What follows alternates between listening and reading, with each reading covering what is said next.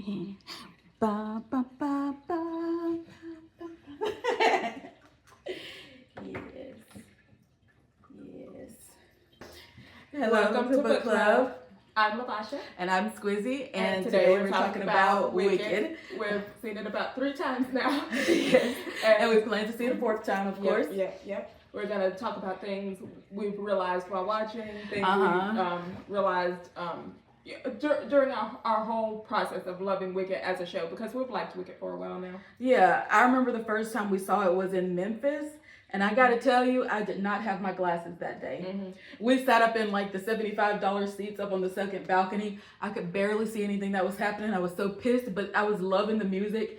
And the one scene that stood out to me, even without my glasses, was Defying Gravity. Mm-hmm. When she like goes up and then they have the big cape scene. Mm-hmm. There will be spoilers, and there may even be spoilers of the second half. Mm-hmm. Cause yeah. And I gotta be honest, I don't remember the play after Defying Gravity. Mm-hmm. Yeah, I was gonna say, going back to that Memphis show, before I watched that show, I hadn't realized that Oz was Elphaba's father. So it was during that show that I realized, oh, so he was her father. I didn't realize it during that show because, like I said, I could barely see anything. Like my eyesight is terrible, and we were way up in the high seat. I swear you were like, oh, that's her father. I don't remember the show well, to be honest. It was years ago. How many years ago would you say? Maybe 9? It was a while ago, yeah. 8? Mm-hmm. It was a while. But then we heard that they were doing a live version, but some people were skeptical. I was excited. Some people are like, why are they always remaking stuff? I never care when something is remade. I always get excited when something is remade. I knew it was going to be good. I was skeptical of Ariana as Glinda just because I've only seen her act one way, but Ariana did such a good job. Oh, yeah. She was an amazing Glinda. The only thing it's not a dislike, it's a choice, I suppose, that she was so much like the Christina Chenoweth, is that her name? Glinda. Sometimes even to the Kristen Chenoweth. Oh my goodness. To the point that even the voice was the same and things like that.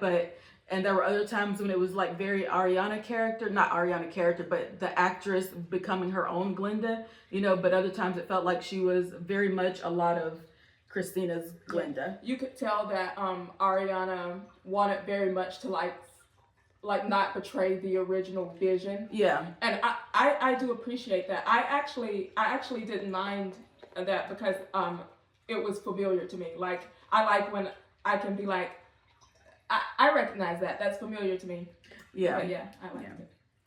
But I feel like Cynthia was a very different Elphaba. Mm-hmm. Yeah. Mm-hmm. And I loved like her vocal play with stuff. I love how sometimes she sounded so young and vulnerable. And I actually think that was an acting choice, which is amazing in and of itself, because her voice, especially during Wizard and I. Yeah, like she sounds like a hopeful kid finally about to get something that she's never had before. And like it's sort of a sad song in some parts because she's like, and when she has the vision of her future, and it's a bad vision, but she's so hopeful that it's a good vision. That's another realization that I had. Like all the times I've listened to the soundtrack, it wasn't until I watched the movie that I was like, oh, she literally had a vision. Like she literally with had her a witchy vision. powers, she saw the future like Raven. Celebration. So I've noticed that in a lot of things, visions are something you can't stop from happening. Mm-hmm. Like you'll see a little glimpse of it and it's coming, to the point that when it does happen, it's just deja vu. It's not something you could have prevented.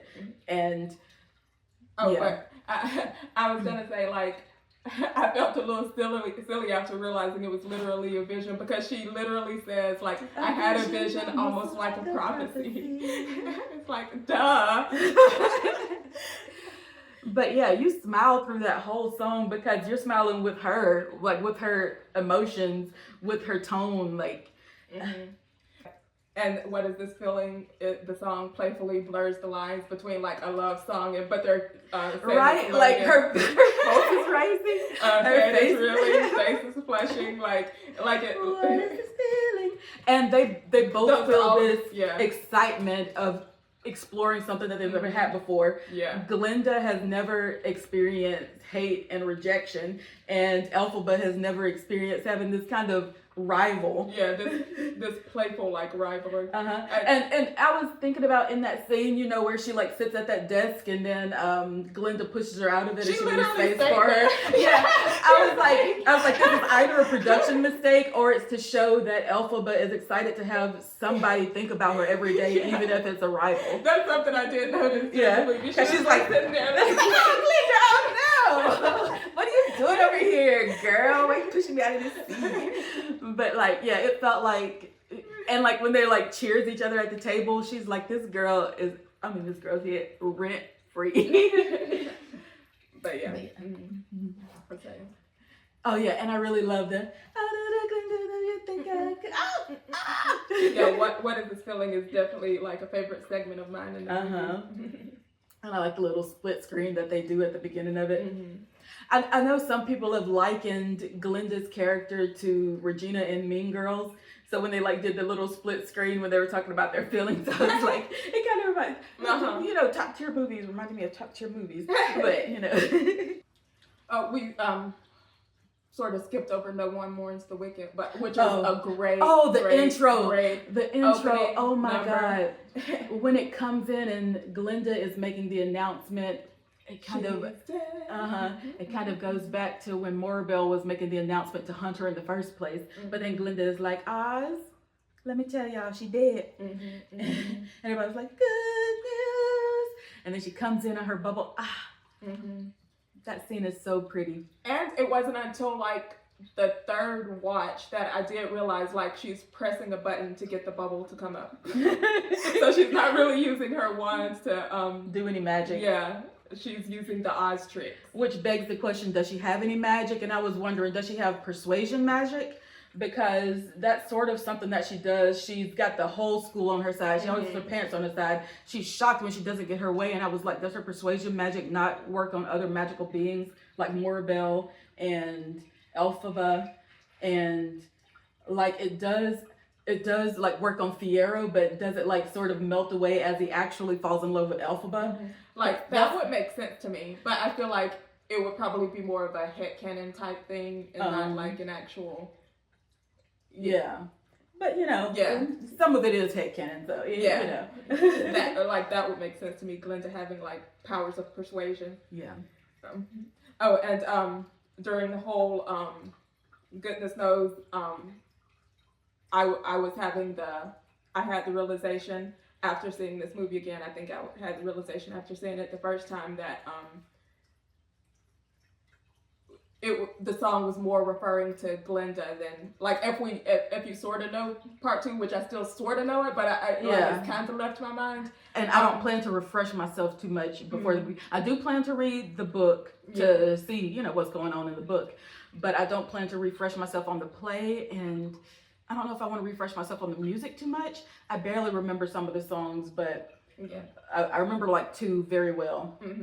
But yeah, I realized that like the lines like goodness knows the wicked's lives are lonely and goodness knows the wicked cry alone and stuff like that, that more applies to Glinda than maybe Elphaba. Because just like the wizard, she can't really let anyone too close because they'll figure out, is this not even her bubble? Like what? They'll start to like see the lady behind the curtain. And in the Oz with Dorothy, does she even display any powers? Because she just gets bigger. She's like, she like persuades her to go kill somebody. Yeah, I'm not sure. And like, if you really had powers, why would you have a little girl go kill someone on your behalf? Like, oh, so y'all can't take care of it. So you're having this little girl, this little 14-year-old be like, hey, go kill this bitch and we'll let you go home then. And then at the end of the journey, there was no magic whatsoever, just Dorothy's realization that, oh, she could actually do this. The lion's realization, I do have courage. And so the Tin Man was like, oh, I do have all this love, but I don't need a physical heart to do it. Just a big scam. Yeah. And I've always questioned what brought Oz in the first place. And that was like one of my thoughts, like when it came to, Oz being Elphaba's father, like whatever magic brought him there got deposited into her somehow when she was created and born or whatever. Yeah. Like whatever magic was left in Oz. it seems like even before Oz came, like magic is leaving Oz. Like we have these stories about how the Grimoire, like, and even Madame Marple said, she said, people who use real magic, they're rare these days. Yeah. So there's not many people who can actually use real magic now. Yeah. And the animals, of course, are losing their speech. Yeah, so like all the whimsical stuff is disappearing. They're gonna end up like Omaha. Omaha. But yeah. Oh, okay. So we've gone through the first couple of songs of the movie. Let's see what's after. What is this feeling? We get Dancing Through Life. Is it? No, we get introduced to Professor Dillamond, and we learn about the animal plight. Oh, I know one thing I was gonna say. So this is one of Glinda's most annoying moments, in my opinion. Like, oh, the God, Glinda. Oh my goodness.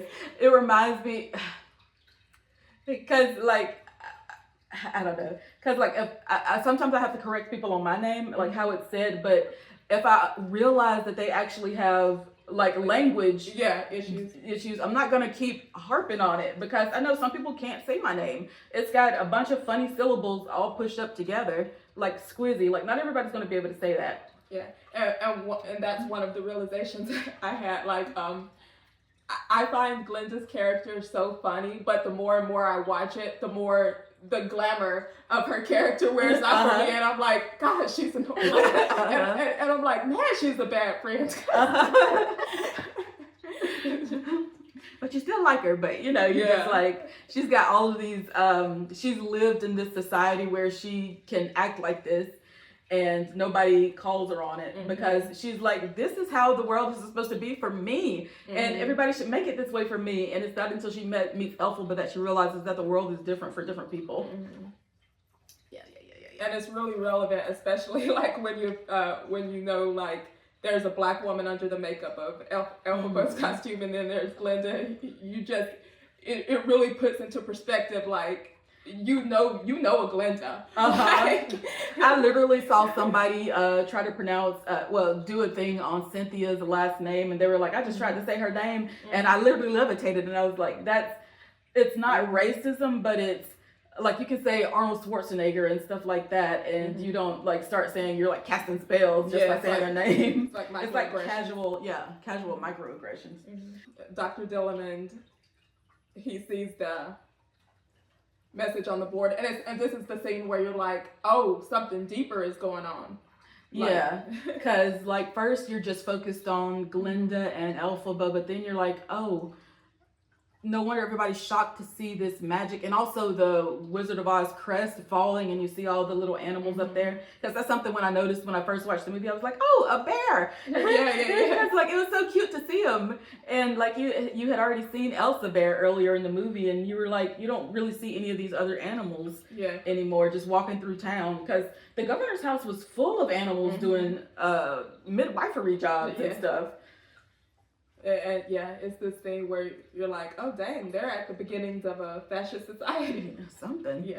I think the next song is when she meets Fiyero in the woods. Oh yeah, because so it's around something bad.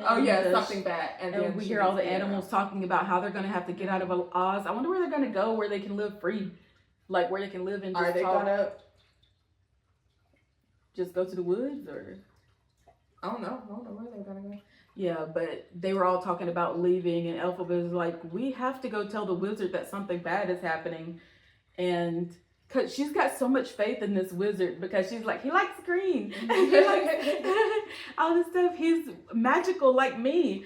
And she has been told all her life that it's his job to take care of Oz. So.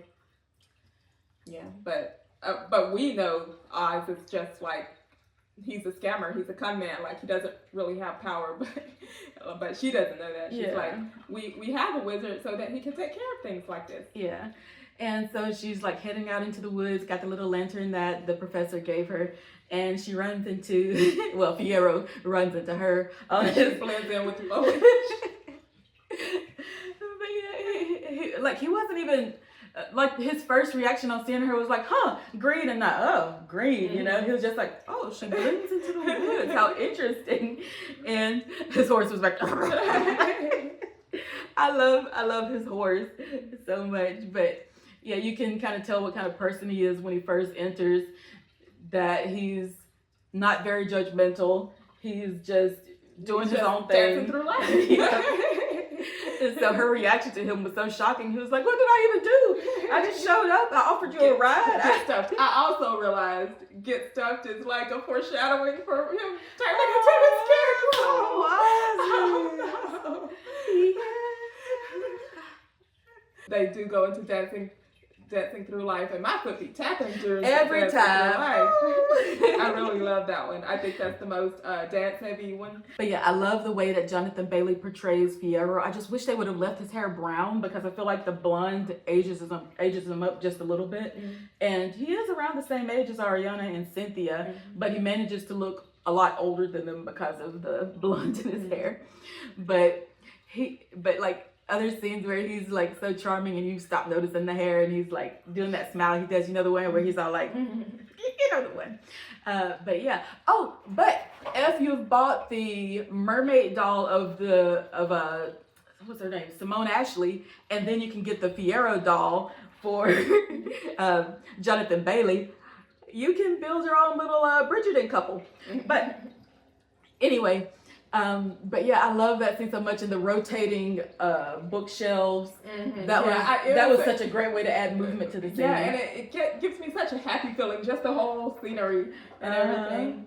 And Glinda being so eager to impress him, where she's like, I can throw away the rules too. I can do the dance moves that you do. And then I love how Elphaba is just studying in the back of the library. She's like, hey, I can't.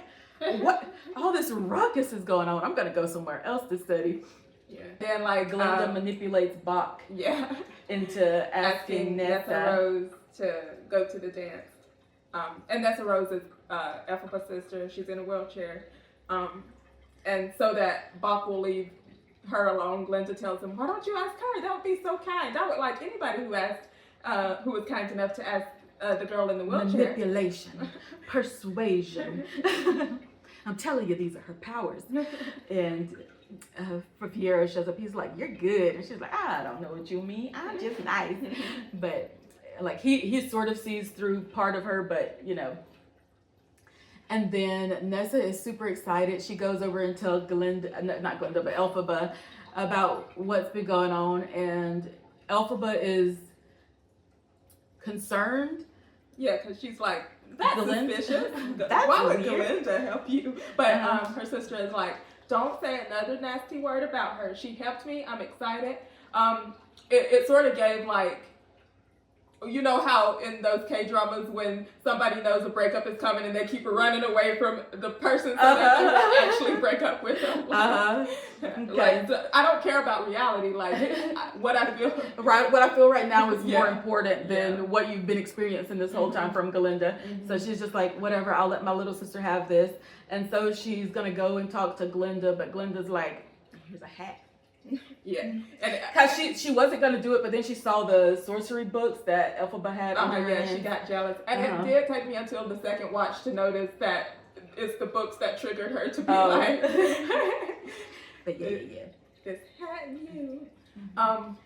And she kind of regrets giving it to her before she leaves the room, but something that I wondered when the guy pulled it out and was like, "Ew, what is this?" She there was a couple. There was a pause where she likes the hat. There was a pause where she looked between her friends and saw their reaction, and she was like, "Oh, it's gross." Yeah. My granny gave it to me. There was nothing I could do. Yeah, it made me think. I bet she liked that hat from her granny, but just because they were reacting negatively, she was like, "Ugh, gross." But yeah, that's another instance where we see how much of a people pleaser that she is, and where she goes with the popular opinion rather than whatever she's feeling herself.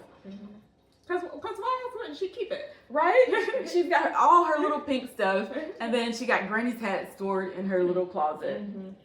But yeah, then she gives it to Elphaba, and Elphaba's like, funny hat, but she's right, it does go with everything I got. And I was like, at this point, do you not have any fashion sense? mean, I didn't think it was an ugly hat.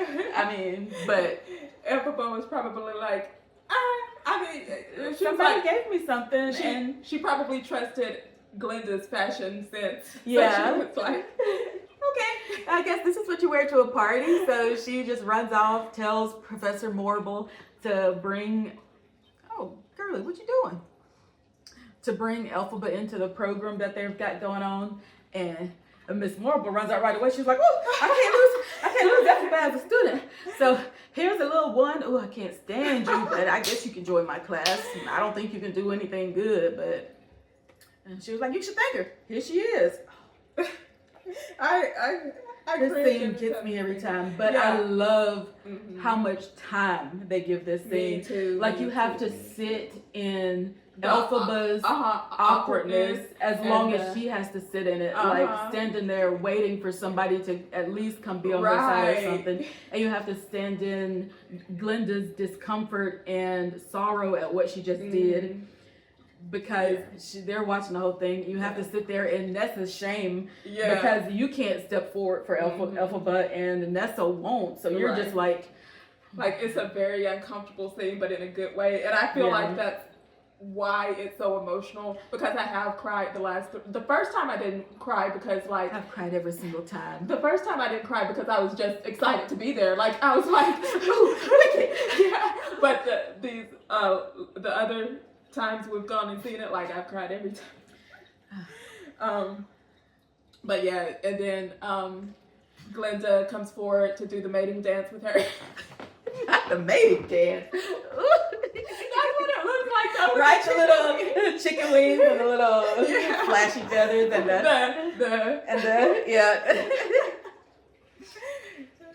And I love how much Fiyero kind of admires Elphaba for standing out there doing that weird dance all by herself. She's like, oh wow, she doesn't care what anybody thinks. And part of him wishes that he could be like her, you can tell. He's like, and then he's like watching them run off together, but he's watching Elphaba. Ooh, okay, watching me walk away. But a lesser movie would have had him step forward to save her, but like, Glinda. And okay. And then we go into the little nighttime scene where they have a little girly chat. And Glinda only has these little before we move on, I wanted to mention how, because you know how Cynthia is seen as a threat to everybody. It was during the scene, and there's one other scene where when Elphaba, I love Cynthia's acting choice. Cynthia's acting choice when Glinda steps forward. Elphaba retreats back like she's afraid because she sees Glinda as the threat. Yeah. Because Glinda is the one with power. She's the one with power. And she's the one who did this to her by giving her this hat. But yeah, there was another time that she did that. I can't remember when it was, but yeah. I think it was when she gave her the hat. Yeah, she moved back a little bit. She was like, because like in the first time we saw somebody move away from somebody was like, it was when Elphaba comes into the room and she's about to close the window, and Glinda's like, oh, she's like, what? And she's like, what is this reaction? She's like, oh, what? But yeah, I love that. But yeah, and then we go to this little nighttime scene, and Glinda only has like these light, fluffy, like girly talk secrets that she's used to probably sharing at girls' nights and stuff like that. And Elfie only has like sad stuff. Like my father hates me. Like that bottle belonged to my dead mother. But yeah. And you could tell that Glinda was like, man, I really don't, you know, and all she could say was like, it was the milk flower who killed her. Like, she doesn't have a lot of stuff to pull from because she's just only had this little light, fluffy life. So another thing I love about the pacing and length of the Ozda scene is like, this is when their friendship really blooms, and they don't have that many scenes to show their friendship, but like because it was so such intense. Intense, intimate moment, their whole friendship from then on becomes so believable. Yeah, it doesn't feel rushed. It doesn't feel like, wait, when did this happen? It just feels authentic. Feels great. And her and Fiyero don't have many scenes together either, but like the few times that they've met, you can see that he's been intrigued by her, and she's been like kind of startled by how much he's not startled by her. when she was like, "I'm not seasick," and he was like, "Neither am I." She's just like, she doesn't really know what to do with somebody who's just treating her so normally. Yeah. But yeah, after this little nighttime girly talk scene, we get popular. I know about popular. And I love this little musical number a lot. I love all the little, the props, like the suitcases like folding open into big mirrors. But yeah, I love all the suitcases that fold open into big mirrors, even platforms that she used later. And they've got like balls and like, why does she have all this stuff? little containers full of like multiple shoes. And I just love what they do with that scene. And and how Elphaba was slightly amused by her, and also like, what are you doing? This isn't me. Like, I love how Elphaba just like lets herself get, like, she just goes along with it. Yeah. She's like, because she's like just pulling her into this whirlwind of pink, fluffy frilliness, and Elphaba's like, okay, I guess.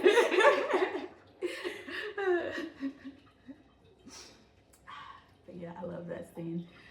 And when she just puts the little pink thingy in her hair and they just look at each other in the mirror.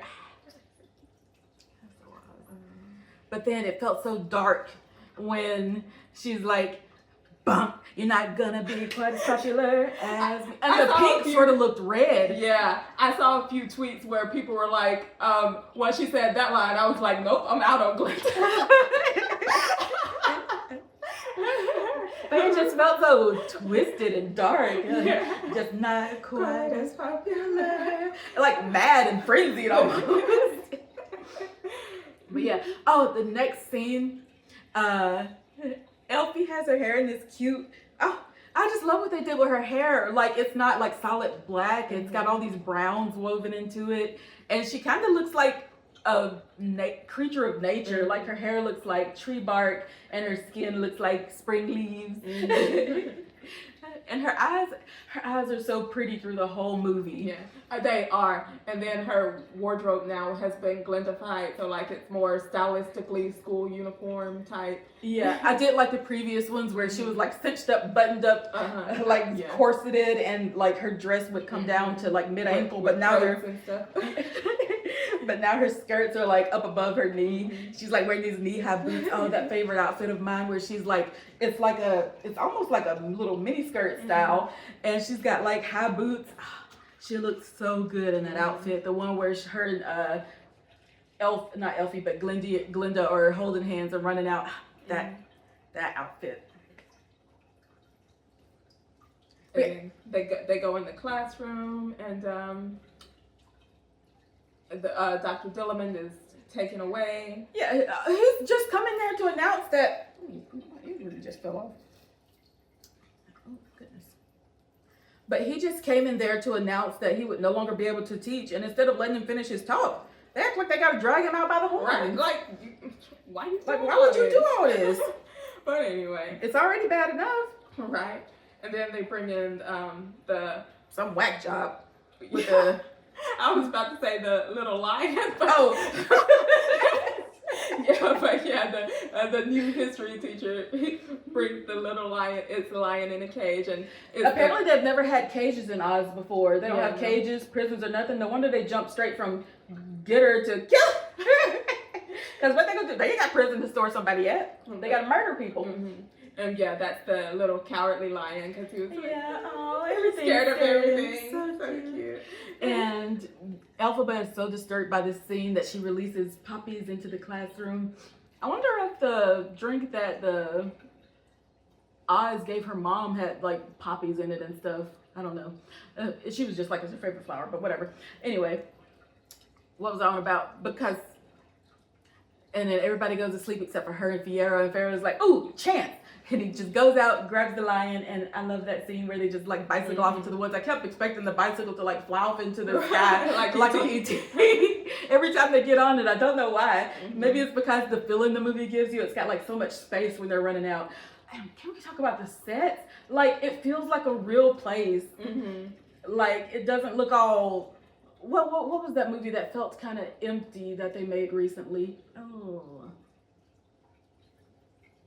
I can't think of it, but I don't know, maybe I'm thinking of like Loki or something like that, where it's supposed to feel like this place, you know, magical or, you know, science fiction or something. But this, it like, even the forest that they were in, there were unique plants that, you know, can only be seen in Oz.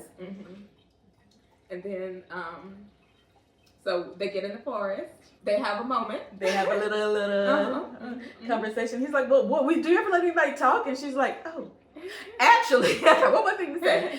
But yeah, she's like, you're actually sad, aren't you? And he's like, maybe. Yeah, and they share a moment, and then Fiyero is like, I gotta get to safety, and he just runs away. I don't know why that's always so funny to me. He just grabs the lion and just runs away, and then she sings, I'm Not That Girl. I love her. I love Cynthia's version of this song. It's so smooth and it sounds so tender and so sad and so delicate. I love how, like, I'm Not That Girl can, it means that, yeah, she's not someone like Glinda, but also, she's not the person that will take her man. Yeah. Because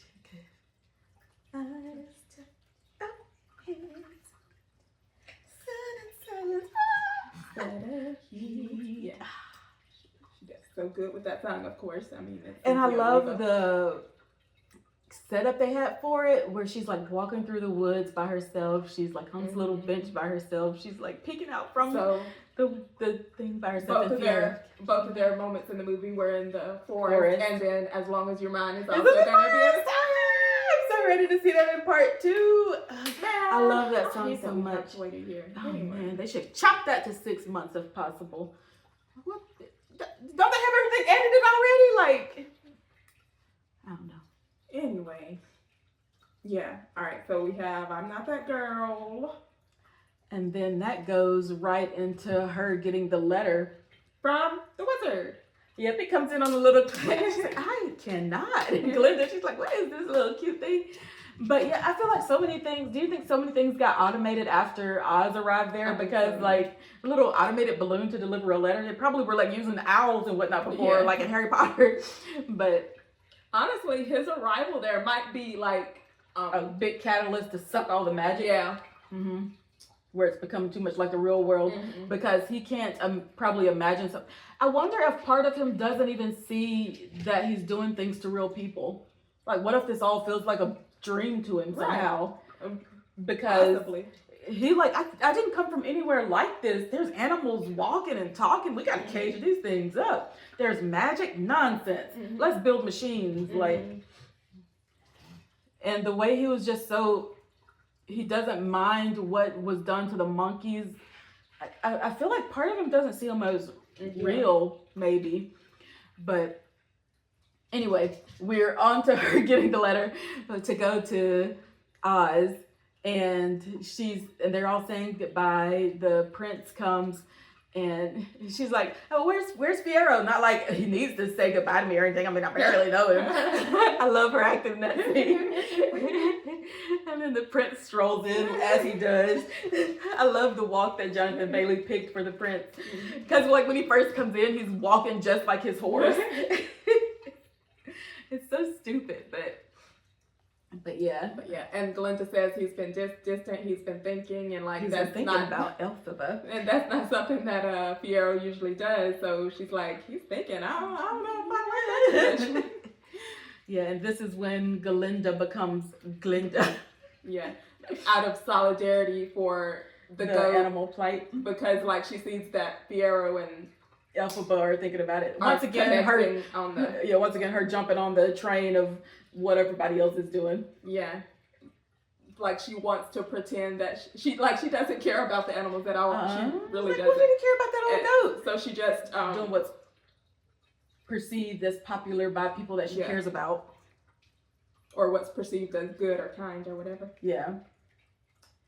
Anyway, her and Elphaba hop on the train, head to One Short Day. Oh, can we also talk about, like, it was after she said, this is my shipping coming in here. I hope you get what your heart desires. And then she's like, come on. She's like, come with me. I'm sure we're not the only ones who ship them. Like, come on. They made Elphaba so pretty. And the story is so intense. And anyway, how can you not? Right. Anyway. So they go to Oz, one short day in the Emerald City. So it is literally one short day that they get to enjoy. It was literally one short day where they get to enjoy Oz and be happy in Oz and everything. And then they walk into the wizard's palace. The door closes behind them. And then it's over. That's it. That's the end of the movie. But yeah, and then this big automation for the wizard comes out, and they're so scared. They're clinging to each other, and he's like, "Oh, but that's you." Yeah, he introduces himself, and like I find his portrayal of the wizard like really charming. Like I understand why they cast Jeff Goldblum, and like even though I've seen this movie so many times that I knew of the show, it's like maybe he does want to step up as a part. He still makes me smile when he shows up, and he's got like that grin, and he's got those big sad eyes, those big Jeff Goldblum eyes, and he's like a son or a daughter. Yeah. It's what makes him a good cut man. And plus he's handsome, so you always trust the good looking people. But yeah, he cracks jokes. And he was talking to them like they were little middle schoolers. Like, why don't you try that? Pulling coins from behind their ears and stuff. Which is another reason why I think he doesn't really see them as real people almost. It's like, doing little party tricks. He's like, oh, these people are easy to trick. These people are easy to manipulate and play with. Because this is something I've been doing for years since I got here. Because they're not as smart as I am. And then Madame Morrible shows up, and she's like, I had to be here for your big day. And the monkey. Yeah, so Elphaba steps forward and reads the spell from the Grimoire. Because the wizard told her that the monkey had been like, he loves birds. He probably want to fly like a bird. He's been jealous of birds. And the monkey was like, when I say all that? but and Madame Morrible had already planted in her head that you're gonna need to do something big to impress. Yeah, so without even thinking, without even asking the monkey, she's like, oh, I need to impress him so that he'll help, and then he'll like bring me on board and stuff like that, so we can all help the animals. And she thought she was doing a good thing for this monkey, and she thought she was only doing it to one monkey. But this spell was so big, and like her wish, like I feel like her hope, her energy always powers how big of what she does is. So it ended up turning all the monkeys into these flighted creatures, but it hurts them because that's not what their bodies are meant to do. Yeah, body horror. Like, that scene was so horrible. The monkey sprouted wings, and like they were in pain and everything, and then like Elphaba was like, how do I reverse it, man? And she was like, can't y'all reverse it? Can't reverse it. She was just like, oh my God, y'all can't reverse it. Y'all, you have no power. I'm like, yeah. So she finds out that realization was so crushing. Has no power, and that's why he needed Elphaba, somebody with real power, to like help him rule over Oz and everything. Yeah. But she was like, no, and Glinda is all like, wait, listen. Listen, they might have something to say, you don't know. But she's like, I gotta go. So she sprints out with the Grimoire because that belongs to her. She can read it. Right. She can read it as hers. Right. So she leaves and they send the monkeys after her. Morrible is like, she's the one who did this to you. After her. And then she's like, she's so pretty.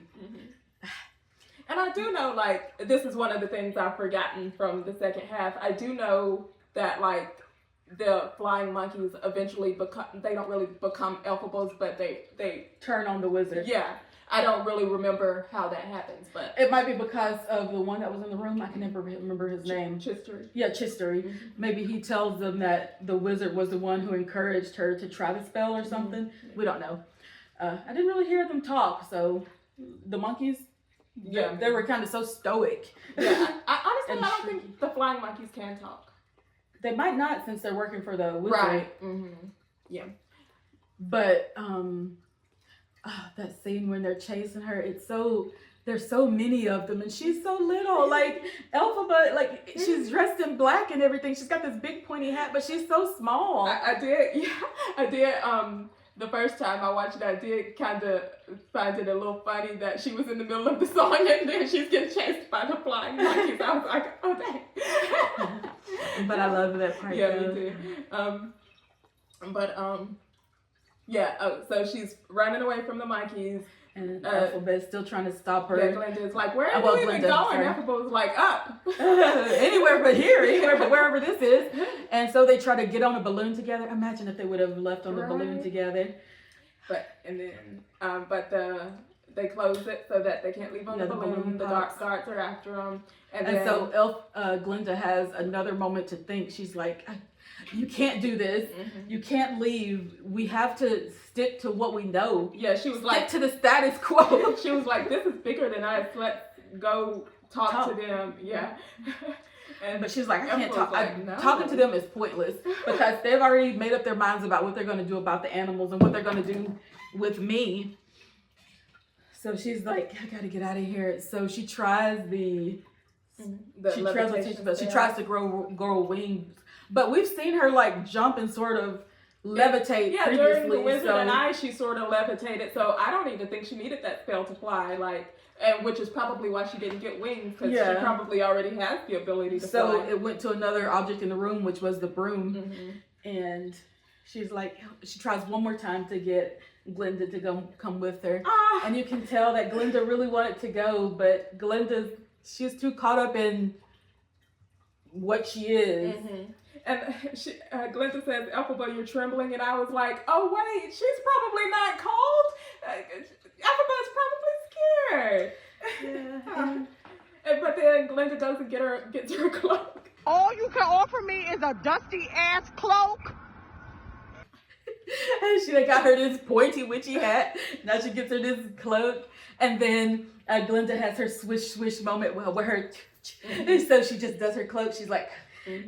And it's like her sparkle of coming into herself. Yeah, I love that. And I also love in Defying Gravity how the lyric where Glinda is like, you can have everything you ever wanted, and Elphaba is like, I don't want it. No, I can't want it anymore, because Elphaba is the type of person where she can't go after something she wants at the expense of someone else. Yeah, because she can't take what they're giving, because it would be at the expense of the animals. And the animals are her friends. They're people they're the ones who have raised her. They're the ones who were kind to her in class and stuff like that. But Glinda just trifling. She Glinda will go after what she wants.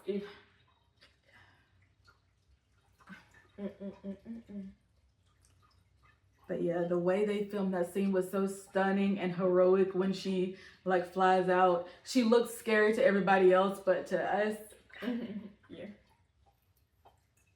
I'm getting emotional. But yeah, it was so... We have big Defying Gravity moment. Her cloak is really long, because that's probably how everybody sees how people see her. Yeah. And we think of Metamorable as the one who's making the storm behind her. And we see the kids at school running around scared, and Fiyero is just looking up in the sky, and he just goes get his horse, and I think he's going off to look for her, because he's like, nobody else is going to be on her side, so he's going to go find her. It's so good. We're seeing it for a fourth time. And I love Cynthia's ending. But except it doesn't go like that. But I still don't. I can't produce hers right off of it. In my mind, I've heard the original one so much that it's just the one that's in my head. But hers is so good. It just comes from so deep inside. the first viewing was so magical, and every viewing since has felt the same. Right. And like that's hardly ever a thing. Yeah. Like, I literally felt the same excitement, the same and like I said, even more during the Ozda scene, like it touches me more, like each time I see it. And also Glinda's sadness when they're singing "Wicked" at the beginning, it hits you harder too. Yeah, Ariana did a great job with that. Like that she's like she does mourn Cynthia. Yeah, I can't remember. Elphaba.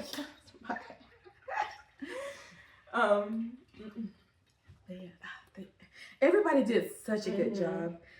I just really love Elphaba's character, or the way Cynthia played her. Like she's so cute and sweet, and like she's so like. Also, she seems so strong. Yeah, she's so strong in her viewpoints, but like she's so cute. And she's so tiny. The one song that I'm not a huge fan of is that little history song sung by Kristen Chenoweth. Yeah, Kristen and I keep forgetting. What did John Travolta call her? And that is laughing at the mispronouncing of somebody else's name. No, the mispronunciation of somebody's name. It's Idina Menzel. Yeah, I'm not a huge fan of that song, but I like the One Short Day song, but not their section very much. Yeah. But I did love the costumes that they had on them, like the rippled fabric of the one that Kristen was wearing, and because that was so pretty. It looked like a plant of some kind. It was so pretty. But the costuming in this was really good. Oh my goodness! I thought we talked about the whole movie. If y'all haven't seen it and y'all hear us talk about it, y'all, oops. I've touched on all of the realizations I had. I think like Nessa, she never stands up for Elphaba. Even like I know a child would get used to seeing her sister treated differently, but you think as an adult, Elphaba is always running to her protection, always running to her side, always like, no, don't help her because she's got this. But Nessa's just like, oh, I can't watch. Like, come on. And like the dad practically shunned her right in front of your eyes by giving you her mom's shoes. Well, she's both their mother's shoes, but still, like, it's like she's not thinking about Elphaba at all. Yeah, she's only thinking about herself in a very Glinda-esque way originally. But at least Glinda actually like stepped forward for her at some point. But Nessa never, ever, not even in part 2. Or does she? Because she realizes that Bach doesn't like her very much. I feel like... Does she ask Elphaba to make him love her? Or does she try to use the book herself to make him love her? It's something like that. I feel like that's when her sister becomes really wicked in the second act, because she realizes Bach doesn't love her, and like she's trying to keep him with her. So like she's forcing it. And she's the governor of Munchkin Land now, so it's sort of like at the end. So she's sort of oppressing them. Yeah. I remember nothing about the second act. Right? It's crazy. Did I kind of zone out during the second act? Like, was I not as invested? What happened? We might have still been thinking about Defying Gravity. Right? That is a number. So maybe it was a good thing they didn't put the movies out at the same time, because we might have watched the second act at that point and been like, man, Defying Gravity was so good. What happened in part 2? But this way we get to breathe through Defying Gravity, hold space for it. I have been changed for good. I'm gonna shed big fat tears because like they both change each other's lives, and God. Anyways, that's all I have to say about the show right now. I can't wait for part 2. I'm gonna have to wait, but I can't wait. Man, I hate that it's a year away. It's not fair. Let's start stomping our feet, throwing tantrums, trying to get it sooner. Anyways.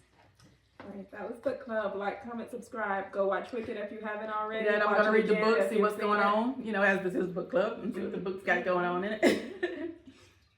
Bye. Bye.